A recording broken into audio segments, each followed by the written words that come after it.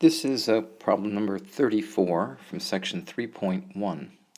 The purpose of the problem is to illustrate that the linearity principle, which says that if you have a solution of a linear system, a constant times that solution will still be a solution, and the sum of two solutions of a linear system will be another solution. This problem is going to demonstrate that that doesn't hold for things that aren't linear systems. And so the first thing to notice is that that the system that's given, although very simple, is not of the form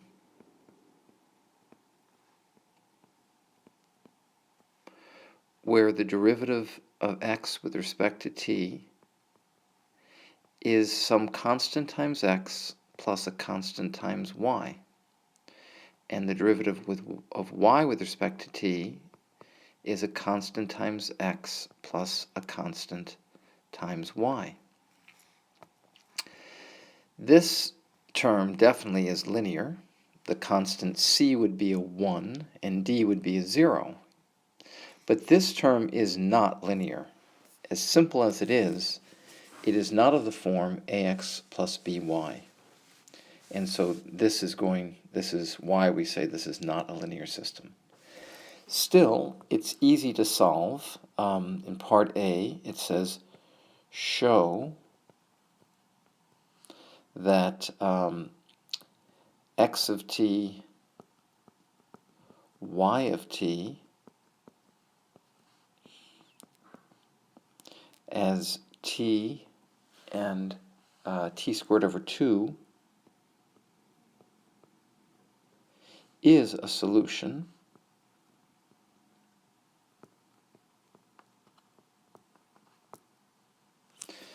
and by the way, this system would fall under the category of a partially decoupled system, or partially decoupled. The y depends on x, but the x does not depend on y, so it's partially decoupled, and it's not hard to show where these solutions come from. Anyway, just to verify it, we take dx dt, which is the derivative of t with respect to t, and we get a 1, so that checks. We take the derivative of y with respect to t, which is the derivative with respect to t of t squared over 2, and with the power rule we of course get a t, and that is none other than the function x of t, or as we call it x. So again, that worked. So it is a solution. In part B, it says, okay, that's a solution. Can we demonstrate that twice this solution is still a solution? So let's check